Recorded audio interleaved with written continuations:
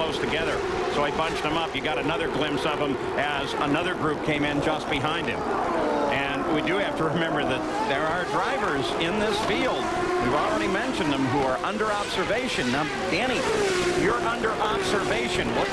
What does that do to your driving? Do you second think everything? Well, you think about it a little bit when you're going to make a pass. Well, remember, these guys are professionals. They've got to go out there and still race.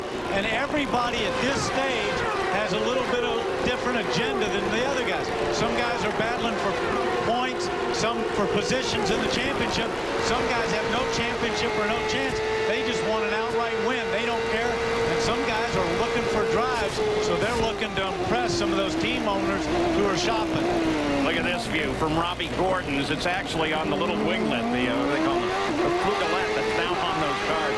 Look how close that comes to the wall. Watch this coming off. Watch here. Watch here. Whoa. Watch here. Whoa. That is close.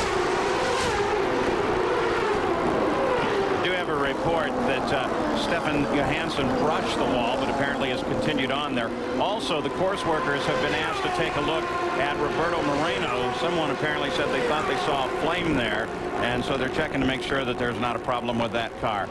Well, now they're saying Roberto Moreno will have to come in and answer a black flag, so apparently they've seen something that they want to make sure is safe. See now, Sir Jr. right there just went out of your screen.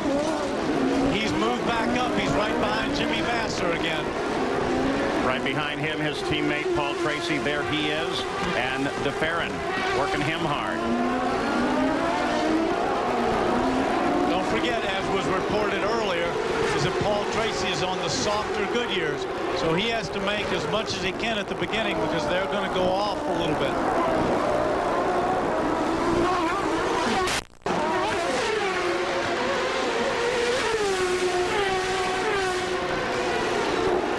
Here come from Canadian television, the CBC. Of course, they love to watch their drivers as they are doing here, keeping track of Paul Tracy and the battle with Gil DeFerrin. It's a good little battle, though. And there you look from the top of turn 1 and get a good idea of where the cars are placed and also see how the pits are situated here. Jan?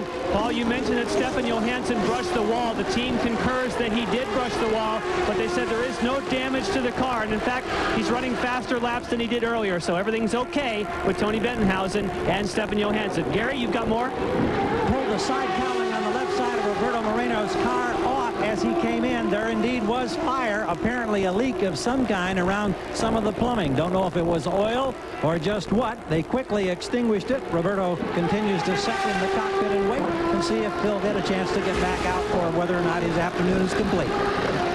And there is that fight for the championship as it continues on. Looking back from Jimmy's car, Al Unser Jr. Al's playing it pretty careful.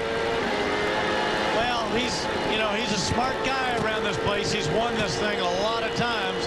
He's playing it fairly smart, but he doesn't want to play it too cautious for too long. He needs to get in front of Vasser, but he doesn't want to make that pass and make a mistake. And Jimmy certainly doesn't want to let him by. So the fight for the championship is right here at the front. It's the teammate to Vasser and Michael Andretti, the other two players in the championship battle. Well, things are heating up in Vancouver. There's DeFerrin, but obviously he's well back from where he was when we left you. And here is why. He cooked him hot going into the hairpin. Yeah, he's trying to make a move on Paul Tracy. Paul was very smart there, waited for him. Gil, pretty intelligent, didn't try to make that turn, went ahead and went up the escape road. Lost a lot of ground, though. Yeah, he fell back to 18th. And look at this interval. Now, there's some question. Maybe it was the fact that they lapped Hero again, but there goes Zanardi. There he is. And the interval now back to second place Michael as Zanardi begins to overhaul more traffic, is lengthened out now and is almost 5 seconds. There's Michael. Here is Bobby Rahal. First, second, and third. Well, as we saw, they got stuck in traffic, and this is going to play advantage and disadvantage all day long. You're going to win some and lose some in the traffic.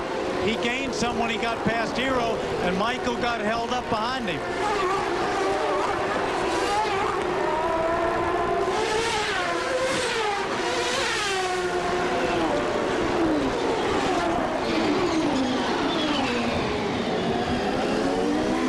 Zanardi, the leader, chased by Michael, Bobby Rahal, Herta, Vassar, Unser Jr. Nothing changes up there in the order, though some of the interval has changed.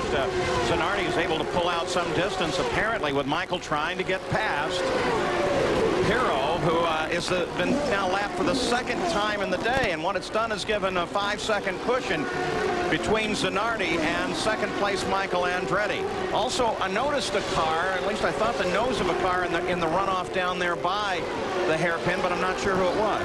Well, I did too. I almost thought it was Raul Boesel. I couldn't tell, but it looked a little bit like the color on his car. But don't forget, we also saw Zanardi now behind some other cars that he was coming to lap.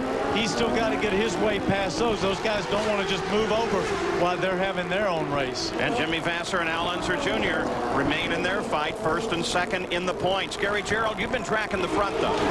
Well, I think it's interesting, your top three, and Michael has closed on Zanardi. I don't think it's 5 seconds any longer as they flash by us near pit in.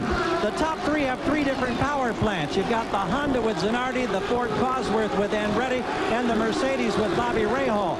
All three, in terms of crew chiefs, had expressed different concerns relating to fuel consumption. This track is notoriously tough on fuel. The Mercedes people and the Honda people, I think, more concerned than the Cosworth people. We've already learned that they told Zanardi that he's got to conserve a little bit.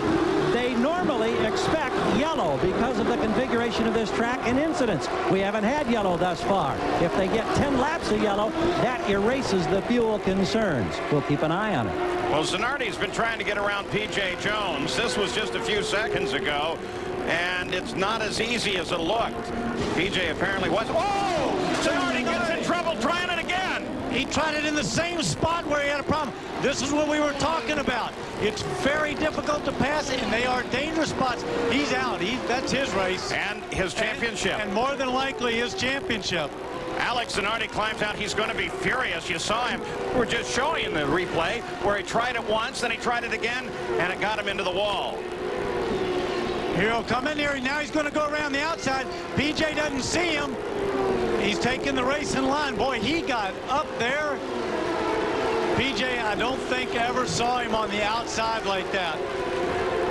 Boy, that was a lucky maneuver. He's going to be very upset. Look at him just pulling that off, throwing his baklava and his, whoa, he's upset. And a frightening situation when he rolled up like that, almost put his head up into the barrier fence. Yeah, but you can tell. See the mark on there was a little black mark right on top of his helmet where it looked like it rubbed across something. But he's more upset, not about the incident, but he's upset about the results. Took him out of the championship, took him out of another race win. He had this race handled in the early laps, certainly had the fastest car on the track, but that incident gives it over to Michael Andretti. Bobby Rahal comes forward into second place. Oh, look at this anger. He's looking for somebody to shakes off his PR guy, Michael Knight. So he comes in here again, and that's the racing line that Parnelli Jones has taken. But look at this. Well, and as a result of this and some other debris on the track, they're going to go full course yellow. That means, of course, that the field will bunch up. The pace car will come up. And Mike's trying to say Alex does not want to talk at all. I think Alex does, but everybody would prefer he doesn't. Totally expected under the full course yellow. Everybody comes into the pits as soon as they open. Michael Andretti, the leader of the race, makes the stop. Rahal comes in too. Michael's got to be careful of speed. Look at that crowd coming in. It's unbelievable. I don't think he's got to worry about the speed limit. He just wants to get past those cars so he can get out in front of the field. Well, he did. He made a good stop. Look who's out second. Oh, they get all caught up. Rahal comes out. Herta comes out. DeVere has to wait. But it looked like Vassar got out in third spot, which is what he wanted. He wanted to get back out there and look like Al was fourth. I don't know if that's the way they actually made it onto the track, but that's what it appeared. Once again, on a road course that we said so many times, Danny, the crew can do often things that you can't on the racetrack by getting you forward with a fast stop. Well, let me give you a perfect example. Let's say you go in there and make a pit stop and you get it done in 13 seconds and the other guy does it in 15 seconds, that's 2 seconds. Do you know how much ground you have to make up to make 2 seconds on a guy that you're racing against? That's a huge amount. The shattered car of Zanardi was looking for Rookie of the Year points as well as championship points. Here it is again.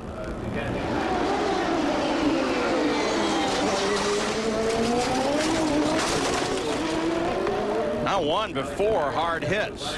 Boy, that was a big accident, but as I said, I think his adrenaline and his anger is going so strong right now. I don't even think he's thinking about the accident. He just realized that from that move how much he lost. And how smart is P.J. Jones staying out? Very safe place. He didn't pit. He's out behind the pace car. Well, that's true, but as he's coming in. But as angry as Zanardi is, have you seen P.J. Jones? It looks like he can play linebacker, you know, for USC. He's a big fella. I don't think I'd want to take him on, no matter how angry I was. Italian temper and a strapping American youth. Jan Beekes? Well, there was a pretty interesting action here during the pit process, and that's because Gilles de Ferran came in when the pits were closed. So the Jim Hall team very carefully remembered that you do not get penalized if you don't do any service. So they waved Gilles de Ferran on. But here's caused the problem. Michael Andretti came in first down on the pits, the very pit in. Bobby Rahal came here on pit out. The problem is they're all receiving service. Bobby Rahal does a quick stop, but in the middle of that, Gilles de Ferran now comes in because he was that much farther behind the leader. So poor Gilles de Ferran is trying to come into the pits while everybody else is trying to burn out and pick up positions. And boy, it got close here at pit out. Now at pit in, or at least that direction, let's go to Gary Gerald. Actually, we've gone back into the paddock area. This is the transporter for Ganassi Racing. Chip Ganassi has just come out. Alex Zanardi is secreted back in there, and I think Chip is going to be the spokesman for this crew. They are talking and doing different interviews of the internationals. The Canadian broadcast crew has them right now, and I don't know if we can get a signal from behind this transporter or not, but we'll be sure and try to get a word from Chip Ganassi as well. But he was very angry when he came back to try to console his driver, who's been, as we told you, on such a tremendous tear in the last 6 events. Started from the pole position. The rookie driver set this thing on fire, and he's had that incident. And I have never seen any kind of emotion like that out of Alex Zanardi since he joined the IndyCar ranks. Not anything close. Well, I think we're going to go green, so we get a word with Ganassi, we will. And we do go green, Gary. Take a look. Look at that, Alan. Junior jumps him coming in. He got him on the restart in a place you wouldn't think to pass. He really came out and pulled a whole shot out of that hairpin. Is that pacing on a road course? Al just getting it exactly right coming off the corner? He got it exactly right, and he had the temperature in his tires. Looked like Jimmy was a little too cautious there. Oh, puff of smoke from Allen Jr. right there. Can't do too much of that.